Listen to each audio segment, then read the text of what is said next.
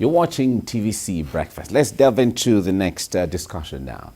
The Academic Staff Union of Universities has threatened to resume its suspended industrial action if the federal government fails to fulfill its part of the agreement reached with the union in 2020. Speaking at a press conference, the leadership of Yola Zone of ASUU regretted that all efforts by the Speaker of House of Representatives and the promises made to address the issue of renegotiation haven't yielded results. Coordinator of Yola Zone, Reuben Jonathan, lamented that life is unbearable for some members who can no longer pay their children's school fees due to poor salaries. We as the union, we will consider that by saying, okay, if that is the place, now that you say you will do this, with time frame attached to, let's go by that. But ensure that the agreement will be honored. But you know that after signing this agreement, the federal government will turn their back. If they will allow this strike to start, I think it will be difficult for us to resolve this issue until all these demands are met. It is also clear that IPPIS, if there is any journalist who is working for government here that is on IPPIS, he will tell us sincerely that IPPIS is a corrupt product that is sustained by corruption and perpetrating corruption in Nigeria. I'm a professor. If today I'm telling you I'm earning less than 400,000 naira as a professor that will soon retire, and you said I should continue working like that, it is very uncharitable for Nigerians to blame ASUU this time around. ASUU is the only organization they keep listening to public opinion. It is government that said, don't worry, we'll do that. We say, okay, we respect you as elders, as government. We go off and you didn't do it. What is it there that the government cannot do? My call on the government is to ensure that they don't just go ahead to honor the agreement, but ensure that whatever the educational sector deserves should and must be given to it. All right, those are voices from different members of the union reacting to the trend of things. And to make sense of some of these things this morning, I have joining me in the studio Chairman, ASUU University of Lagos Chapter, Dr. Dele Ashiru. Doc, good morning. Good morning. Good to see you here again. Thank you. The last time we talked, we actually we were on this issue sometime earlier in the year.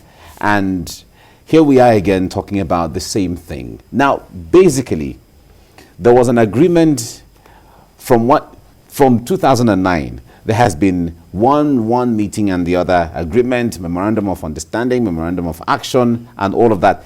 As the fast forward until January, when the previous industrial action was suspended, there was an agreement that we are going to do something about this by government. Talk to us from there. So many months down the line, we're still at the table talking about an impending strike again. Well, that's just it. You have given the narration. We signed an agreement with government 2009. That agreement was to be reviewed every 3 years. What is in the agreement? The agreement is premised upon 4 cardinal principles. Condition of service, because there's a linkage between, the welfare of those who teach and the students that they teach. Funding for revitalization of education in Nigeria, university autonomy, and academic freedom and other matters. Between that time and now, in spite of all the memorandum of understanding and memorandum of action, government have done more to repudiate that agreement than moving towards its implementation. It was that agreement that brought about memorandum of understanding. When that didn't work, we moved to memorandum of action, which means that between this time and this time, we will do X. Between that time and today, time frames too. Nothing has been done. Okay. And more worrisome is, the attitude of those who are supposed to make these things work. Take, for example, the permanent secretary in the Ministry of Education telling Nigerians that they were signing agreements with ASUU under duress. The last memorandum of action presided over by him before we suspended the last industrial action on the 23rd of December last year. Between that time and today, if ASUU begins any action, will that be under duress? And that kind of statement is symptomatic of people who get to highest position of authority, maybe by quota system or by some form of abracadabra that is unknown to Nigeria. I think that it's high time Nigerians join ASUU to hold this government and its, apparatuses responsible for its non-implementation of the agreement it reached with our union. Apart from that, we fought and got university autonomy by the 2009 agreement. The introduction of the IPPIS system had robbed our universities of its autonomy. I mean, again, we have made several years back. Not only that, I made the assertion not too long ago. University teachers in Nigeria are the ones subsidizing education. The highest professor, you can hear Professor Musa Abdullahi telling you that his take-home salary, particularly with the introduction of IPPIS, is less than 400,000 naira. Professor Musa Abdullahi was one of my lecturers in University of Maiduguri. I mean, so you'll probably be any more than him, having been professor for, close to 10, 15 years as we speak. So how do you expect a group of people that are so badly treated to be committed and be globally competitive? So what we are simply telling government is that government should do all that is reasonably possible to avert this impending strike action, because never before has our members been united in its enthusiasm to engage federal government than now. All right. Now, the Committee of Vice Chancellors came up with a report recently confirming that the government had paid about 55.5 billion of the 170 billion that was promised. What do you say to that? Well, we said welcome development, but that's treating the symptom. Yeah, 52 billion sounds big, but let us disaggregate it. Government, by its own memorandum of action, says he was going to release 30 billion for, repair of already damaged infrastructure, classrooms, laboratories, etc. in our universities. That has nothing to do with the welfare of our union. The 22.127 billion and academic allowances is in breach of the ones they ought to have released in May. As we speak, we are being owed several billions, of end academic allowances. Even this one that was said to be mainstreamed, courtesy of the Speaker of the House of Representatives, thanks to him, who insisted that he was not going to pass education budget unless provisions were made for end academic allowances. Now that was made. The end academic allowances is being released today or on Friday, in December. That tells you the inefficiency at the highest level of government. And should they need to wait until ASUU begins agitation to do what is right?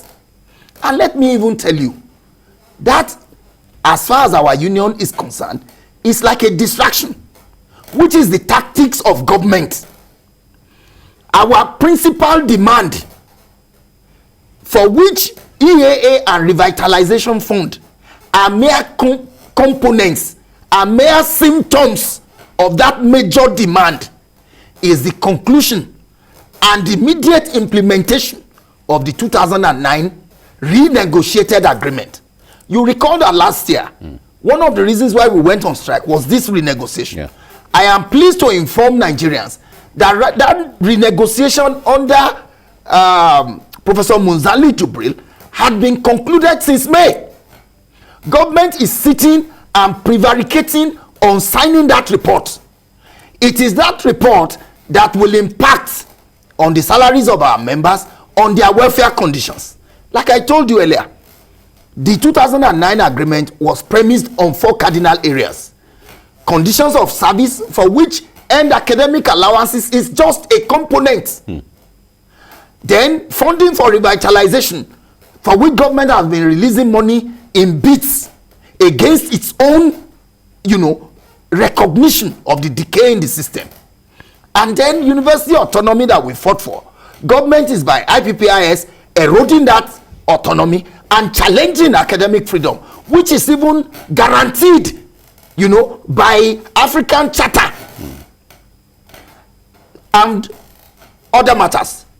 So what we are simply saying is that we thank government for releasing the billions that they have released, but that is merely treating the symptom.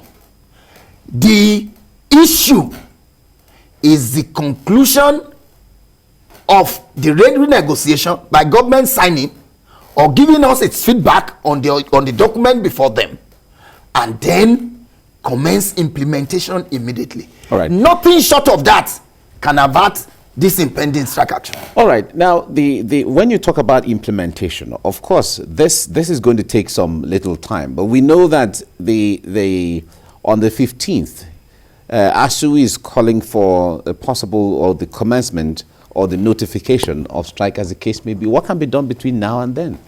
I think that question should be answered by Mr. Ochonu, or better still, the Minister of Labour, Dr. Chris Ngige, because, those are the people who ought to work assiduously, living up to their billing as public servants to avert this strike. For us as a union, we thought that we've been patient enough. You signed an agreement in 2009, 12 years after. We are still talking about its implementation. And there's a provision in that agreement that either of the party can call for the review.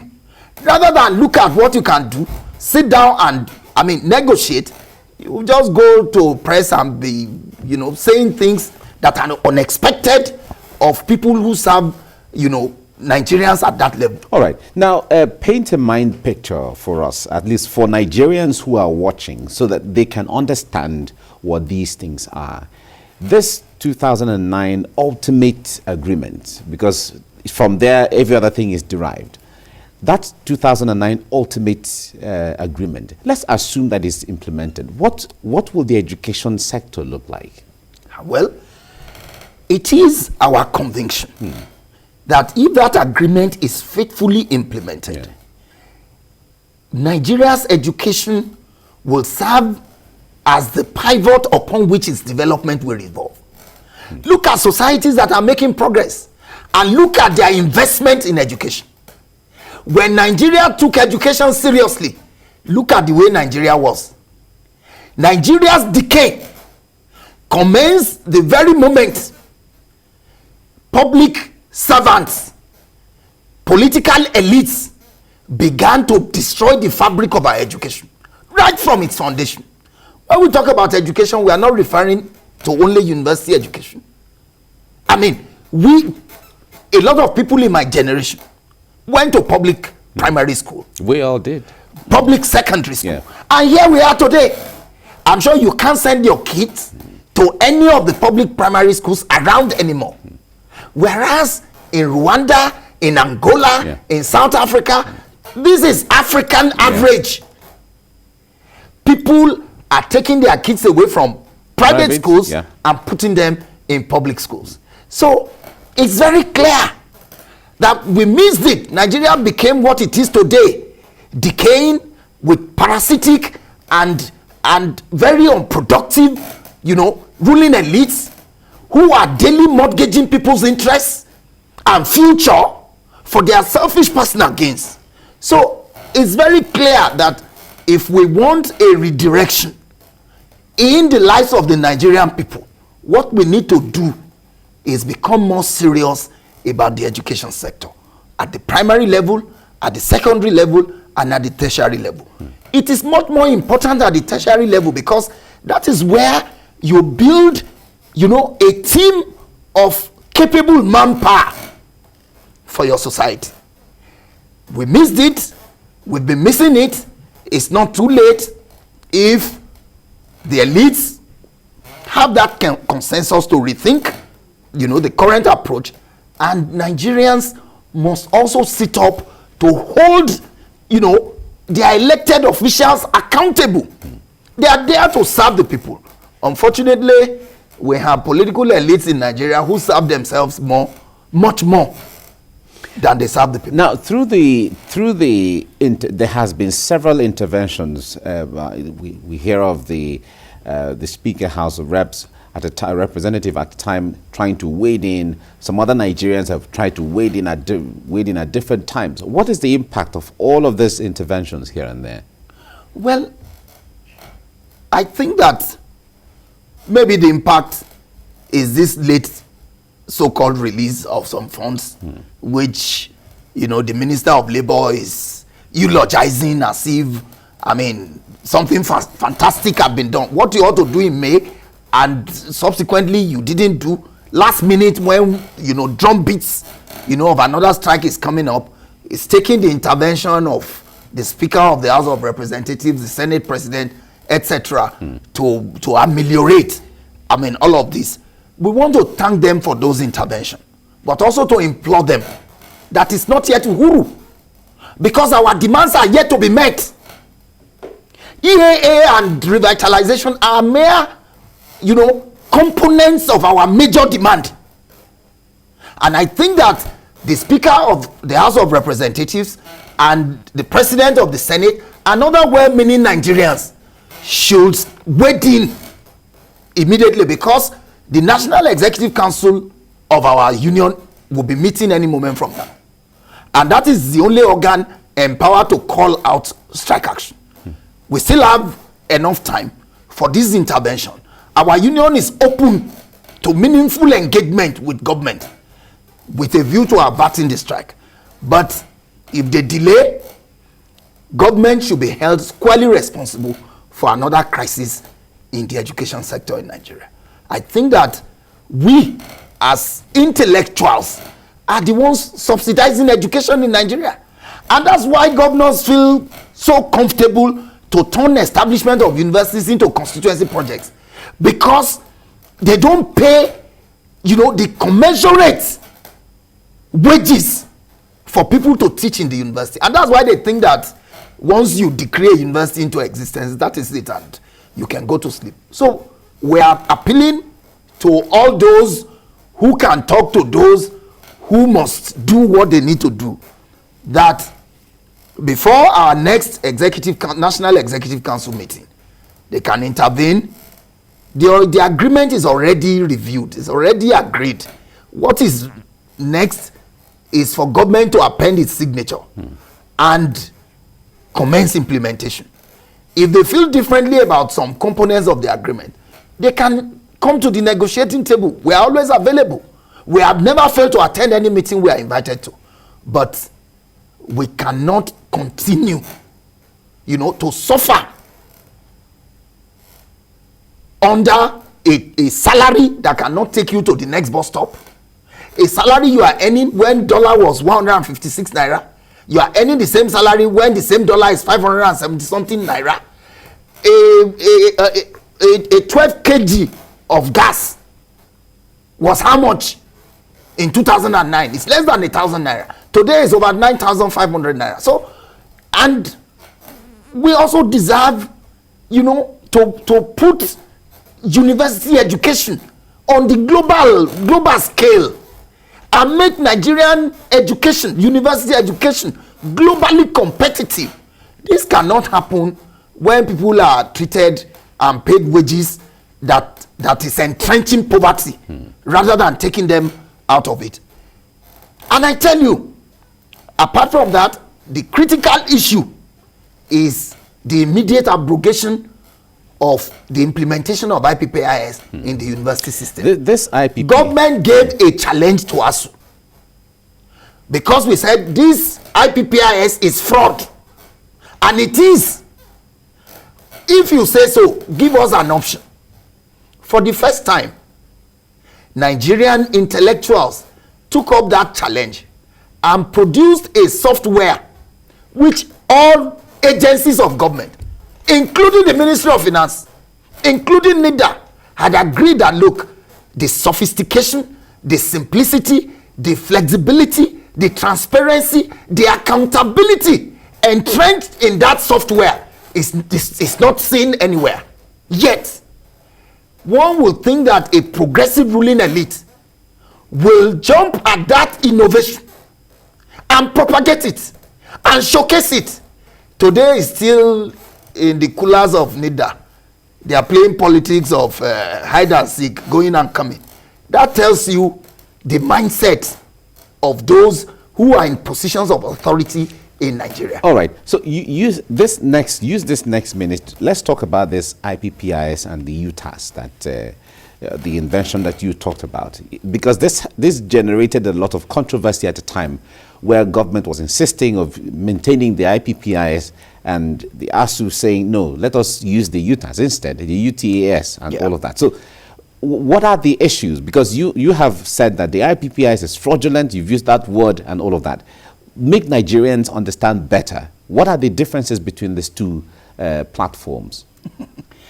Well, the first is to tell you that IPPIS is a World Bank, IMF imposed, software, which claims, to want to reduce wastages in public wage expenditure, personnel wages, etc. What that does is they put all MDAs under one computer and then they pay your salary therefrom. Now, we argued that one of the components of our agreement with government is that our university is autonomous. By that token, it cannot be categorized as MDAs. There's nowhere in the world where a university is a department of government or a ministry of government, or an agency of government. Nowhere. That, for that reason, grant us that autonomy. Now, in doing that, what will happen? The nature of the university system is such that experts can come from all over the world, and it's not something that you plan for. It's subject to need. I mean, look at when outbreak of COVID, our universities were challenged. Within the twinkle of an eye, we were producing, equipments, gadgets that are useful, for combating COVID. But where are those inventions now? Government is not concerned. They are not bothered. No serious state behaves like that. So, subject to need, you can invite lecturers to come. If you are under IPPIS, it means that you have to take permission from the head of service before you can put anybody on the payroll. Before you do this, that program or that research will be dead. Now, not only that, our people go on sabbatical, they go on visiting lectureship and all that. The IPPIS platform recognizes only one. Once it appears twice, it knocks it off and creates a lot of problem. Now, today we are talking about decentralization all over the world. But here, Nigerians are over-centralizing all MDAs under one payment platform. Now, what are the benefits of UTAS? We argue that we are for transparency and accountability in the university system. Now, let us deploy a technology where you can sit in Abuja or anywhere you choose and watch what is happening to personnel payroll in all Nigerian universities. And just like the technology where if you open an account in Lagos, you don't need, if you can cash, you can do any business in Abuja or anywhere. So same for UTAS. Once, take for example in Unilag, you're on that platform in Abuja, anywhere, they can access and know what is going on in that platform. It will reduce wastages, it will reduce corruption, it is transparent, and these are the advantages which our system, the UTAS, have over the IPPIS. But because, our country lacks autonomy, we know what the issues are. Our country, to continue to get loans, continue to be in the good books of IMF, they must obey IMF conditionalities, for which IPPIS is one of them. All right. Okay, well, we have to leave it here, but we know that as the trends are going, we'll still have you back here sometime very soon you know, to I will make be at your clarity service. to make clarity to Nigerians better, because the whole of this is to make Nigerians understand what is going on. Yeah. Thank you so much, Dr. Dele Ashiru, for coming on the program. Thank you very much Thank you for this very much. invitation. Thank you. Right.